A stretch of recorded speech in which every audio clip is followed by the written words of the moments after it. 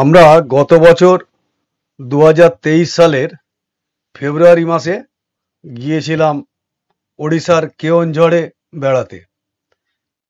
আমরা হাওড়া থেকে হাওড়া বারবিল জনশতাব্দী এক্সপ্রেস থেকে গিয়েছিলাম। সকালবেলা ট্রেনে চেপে আমরা দুপুর 12:45 প্রায় 1টার কাছাকাছি সময়ে আমরা বারবিল স্টেশনে পৌঁছাই।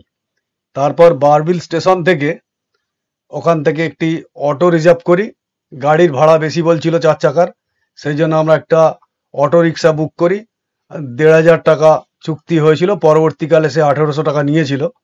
যাই হোক, আমরা অটোয় করে প্রায় কম বেশি 100 কিলোমিটারের মতো দূরত্ব আছে বারবিল স্টেশন থেকে কেওনঝড় পর্যন্ত।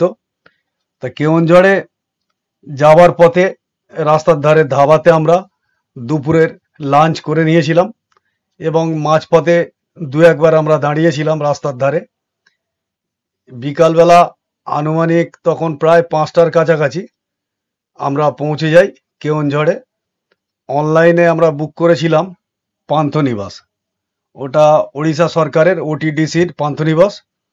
আমি এর আগেও ইউটিউবে বহু ইউটিউবারের ভিডিওতে দেখেছি যে পান্থনিবাস খুব সুন্দর, এবং বাস্তবিক তাই। পান্থনিবাসে এত মনোমুগ্ধকর পরিবেশে পান্থনিবাসটি অবস্থিত, সেটা যারা গেছেন তারা এরপরে কেওনঝড়ে গেলে আর অন্য হোটেলে থাকতে চাইবেন না, এতটাই সুন্দর জায়গা। তো যাই হোক, আমরা ওখানে পৌঁছে যাই বিকালে। পৌঁছানোর পর রাত্রে আমরা ডিনার করি। ডিনার করে নিয়ে রাতটা ঘুমিয়ে পরের দিন আমরা সকাল সকাল তার মাঝখানে আরেকটি কথা বলার আছে যে পান্থনিবাসের যে ম্যানেজার অত্যন্ত ভদ্র মানুষ, এবং পান্থনিবাসের পুরো স্টাফ যারা আছেন খুবই সহযোগিতা করেন।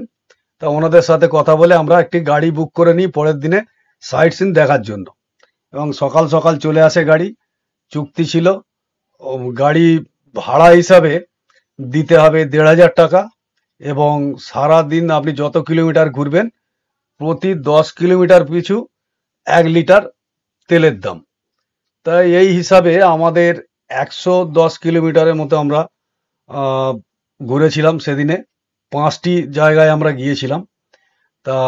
তাতে আমাদের সর্বমোট পড়েছিল 1,500, আর ওদিকে গাড়ি ভাড়া নিয়ে সব নিয়ে আমাদের প্রায় ওই 3,500 টাকার মতো সারা দিন পড়েছিল। একটি বোলেরো গাড়ি ছিল, আমরা 6 জন ছিলাম এবং আমার নাতিটা ছিল ছোট। আমরা এই ভিডিওতে আপনারা দুটি দ্রষ্টব্য স্থানের ভিডিও দেখতে পাবেন। এর আগে একটি দেখিয়েছিলাম, সেটা মাঝপথে, সেটা আমাদের তৃতীয় গন্তব্য ছিল।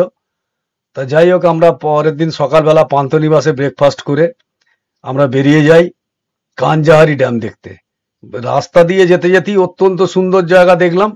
দেখতে দেখতে আমরা কাঞ্জাহারি ড্যামে পৌঁছে যাই, এবং কাঞ্জাহারি ড্যামটি এত সুন্দর, ওখান থেকে উঠতে মনই চাইছিল না। আমরা কাঞ্জাহারি ড্যামে দীর্ঘক্ষণ কাটিয়েছি। তারপর ওখান থেকে চলে যাই আমরা লবকুশের জন্মস্থান বলে একটি জায়গা আছে একটু পাহাড়ের মাথায়। সে লবকুশের জন্মস্থানে যাই। সেখানে পাহাড়ের যে গুহা আছে, পাথর খণ্ড আছে, তার নিচে সেখানে রাম এবং লবকুশের নামে 3টি শিবলিঙ্গের মতো ছোট ছোট পাথরের অংশ আছে। সেখানকার মানুষ পূজা করে অত্যন্ত ভক্তি ভরে, এবং ওখানে মেলাও হয় বিভিন্ন সময়ে। আমরা সেখানে অনেকক্ষণ কাটাই। আমার নাতিটিকেও তো আপনারা দেখতে পাচ্ছেন, ভিডিওতে দেখতে পাবেন কিভাবে সেখানে আনন্দ করেছে। তা এরপরে আমরা ওখান থেকে আরো 3টি গন্তব্যে যাই। সেখান থেকে আমরা যাই সীতাবিঞ্জি, একটি বিরাট পাথরের খণ্ড, বিশাল উঁচু, দেখতে শিবলিঙ্গের মতো কিন্তু বিশাল উঁচু। তার ভিতরে একটা জায়গায় ফাটল আছে, ওখানে কথিত আছে ওইখানে নাকি মা সীতা লবকুশকে জন্ম দেওয়ার সময় ওইখানে ওটা প্রসূতি গৃহ হিসেবে ব্যবহার করেছিলেন। জনশ্রুতি এইটাই ছিল। তা সেটা আপনারা দেখতে পাবেন পরের ভিডিওতে। এবং সীতাবিঞ্জি ঘুরে আমরা চলে যাই ভীমকুণ্ড। ভীমকুণ্ডে এত অপরূপ দৃশ্য, সেটাও আপনারা পরের ভিডিওতে দেখতে পাবেন। ভীমকুণ্ডের সমস্ত ভিডিও করে আমি পরবর্তীকালে নেক্সট ভিডিওতে দিচ্ছি। এবং তারপরে আমরা ফিরে আসি কেওনঝড়ে।